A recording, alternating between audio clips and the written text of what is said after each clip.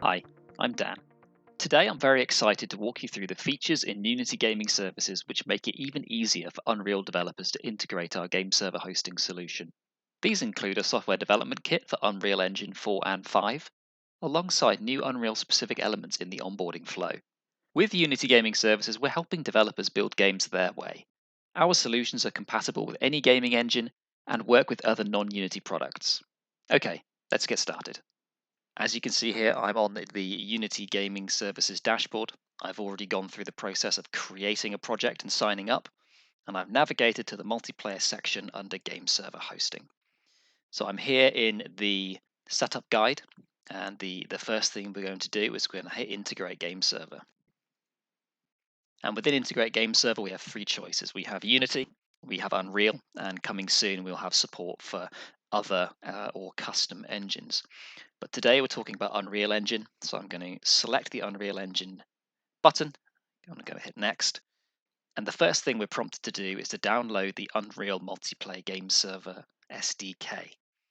Now, this software development kit is designed for Unreal Engine 4.22 onwards, and also Unreal Engine 5.0. And this package will allow you to integrate your game servers tightly with Unity Game Server Hosting and provide a rich set of features to help you integrate with matchmakers to ship metrics on your game servers, which we'll see later on in the video. So the first thing to do is to download this SDK. I'm going to save that to my desktop. And then if we navigate, I can then simply drop this SDK into my Unreal Engine build. So I'm going to drop this into the plugins folder.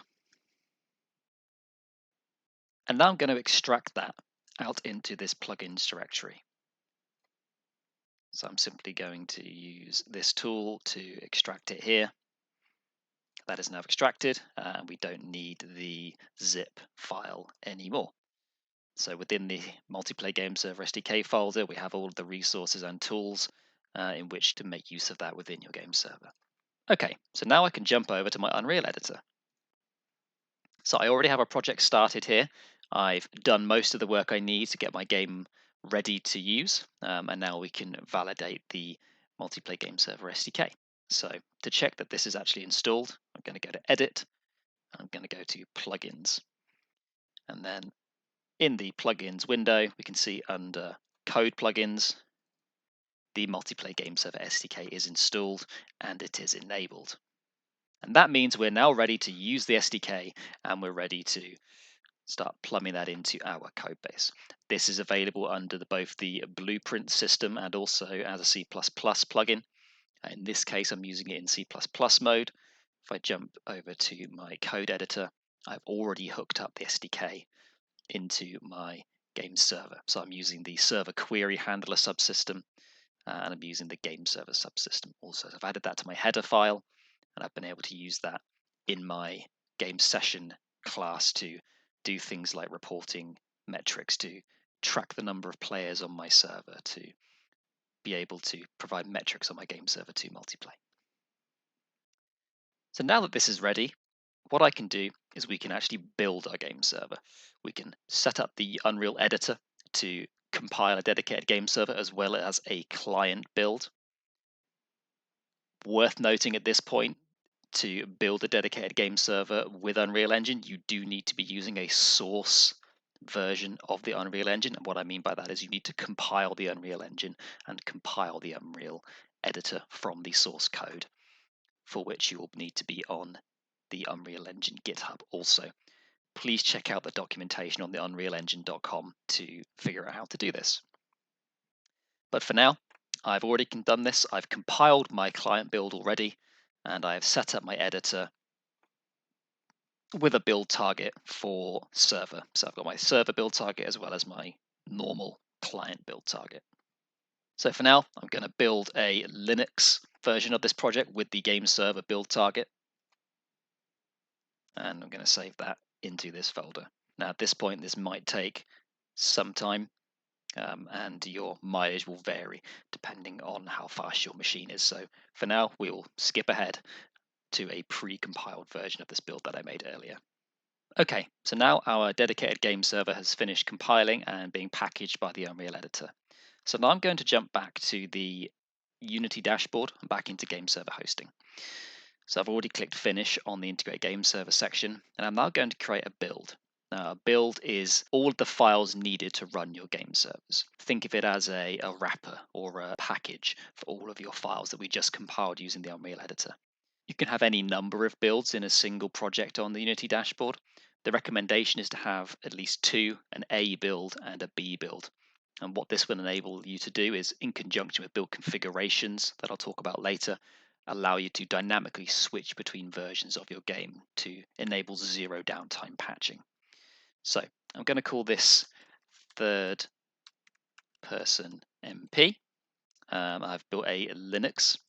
This is a dev build. This is a Linux version of the operating system that we're going to be running on, as that's what we compiled our game server for. And I'm going to use direct file upload. We can also use container images here. And now our build will be prepared by Game Server Hosting Backend. Okay, we're now ready to upload all of our game server files into the dashboard. I have opened a Explorer window here to where our Linux server exists. So I'm going to simply drag and drop all of the files from here into the browser. And we can see there's going to be 46 files here and all of the paths that we need to upload. So depending on the speed of your internet connection, this might take some time to upload.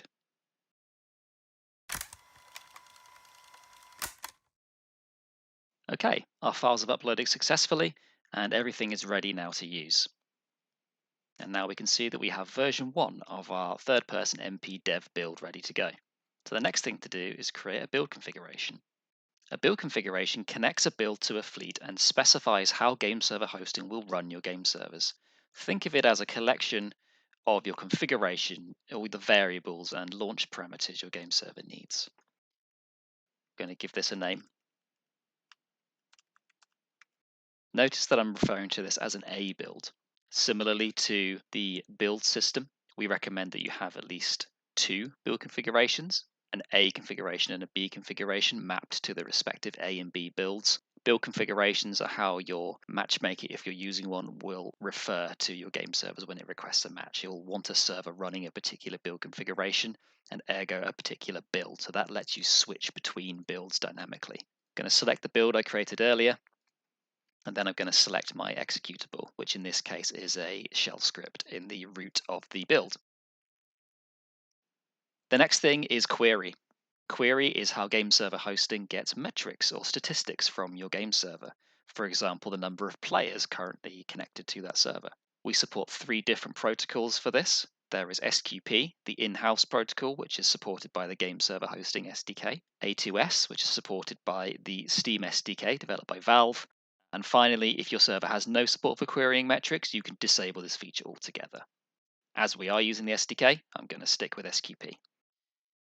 Next up is launch parameters. These are passed to the executable at the point the process is started, and this is really how your game server will be launched. I'm going to paste in some defaults here or some pre-prepared launch parameters that I know work well with Unreal Engine. So I'm going to specify the port for game traffic, the port for query traffic, and the directory for my log file. Notice that some of these are surrounded by $signs. That just means that these are dynamic. They will be replaced by Game Server Hosting's backend system at runtime with the real values. So you'll get a dynamic port and a dynamic query port also.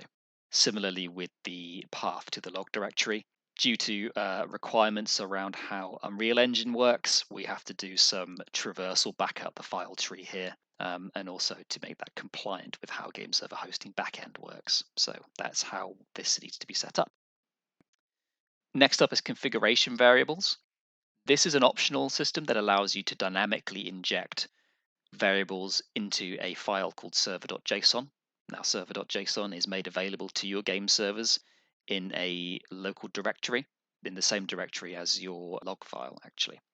So you can add variables in here, and these will be dynamically added to this server.json at runtime, which your game server can parse and then make use of throughout its lifetime. And finally is usage settings. Now, usage settings control the amount of resources that your game server needs to run. And this is a very important configuration as it will have an impact on the density, the number of servers that you're running on each particular backend machine. And that has an impact on the cost of running your game server. So these values should be crafted in such a way that it reflects the peak usage of your game server. If you're running a battle royale game, for example, your peak usage will likely be at the start of the game when there's most players connected. So having accurate values here is very important. For now, as we're just doing a quick play test, we're just going to leave these at the default, and that should be adequate for our needs. And we're going to hit finish. Okay, so the last thing for us to do is create a fleet.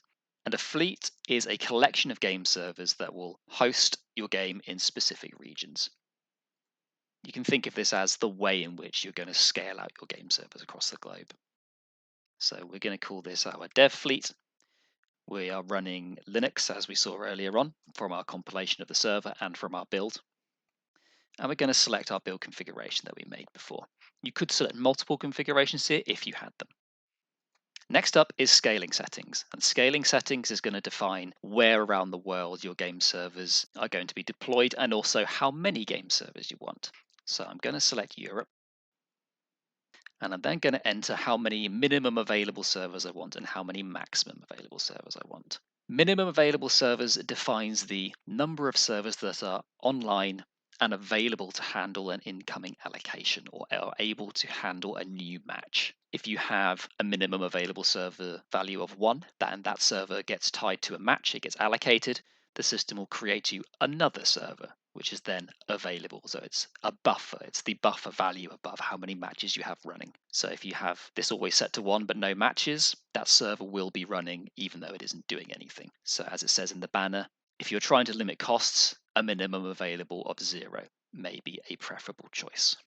Similarly, you can set maximum servers, and maximum servers is the upper limit for how many servers you want to run. Without a maximum servers value, incoming requests for matches will always be satisfied, so you'll get a good experience and low wait times for your players, but it does mean that you'll be running effectively an unbounded amount of servers. As we're only doing a play test, I only want 1 server, so I want a maximum of 1 for now, and that will limit the amount of servers that we have running. I'm going to hit finish. And now in the background, Game Server Hosting is going to be deploying our fleet, rolling out our content and our game server, and making that available for folks to start playing with. So while we're waiting for that, let's do a quick recap. We created a build. We can see here we have a build ID. We have a latest version here, version 1, and we have 1 build configuration attached to it. It was a direct file upload, and it runs on Linux. Similarly, we could have created a container image here and pushed that up with the Docker SDK, but we decided to go with a file upload route in this case. We can see all of our files here in the build edit view. We could update files here, we can delete files here. This is the way in which we can change this build going forward. We can see the history of our build, and we can see where it has been installed also. We created 1 build configuration, which was tied to our build, which we just saw.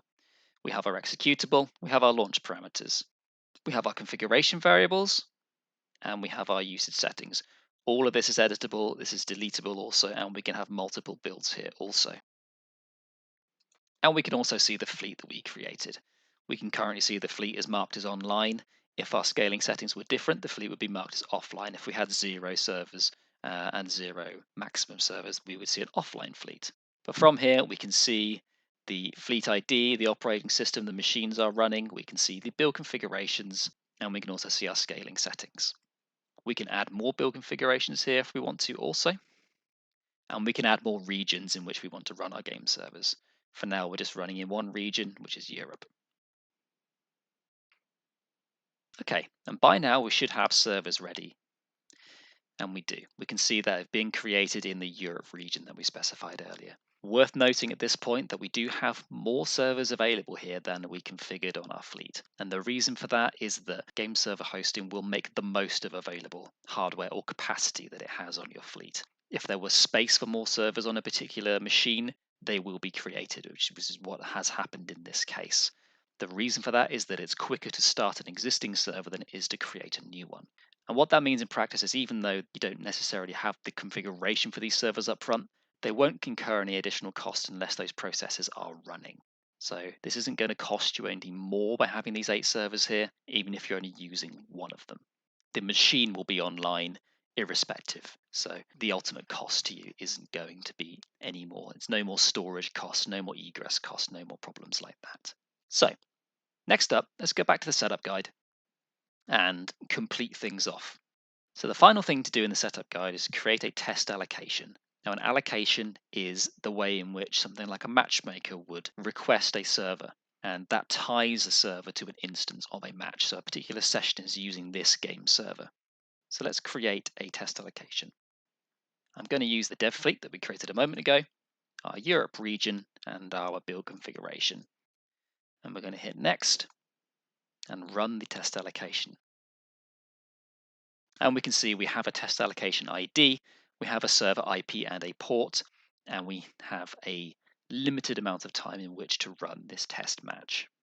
And what this means now is we can actually fire up our game client and start connecting to this game server. So if we hit finish here, I'm going to copy the clipboard there and just jump back to the servers view just to show you in this servers view that we can see it was the top server here that was allocated. It now has the allocated status. Okay, so I'm going to jump back to my folder with my Unreal game in it. I'm going to go into packaged, and I'm going to go into the Windows No Editor folder because that's where the client lives. And then I'm going to start the game client.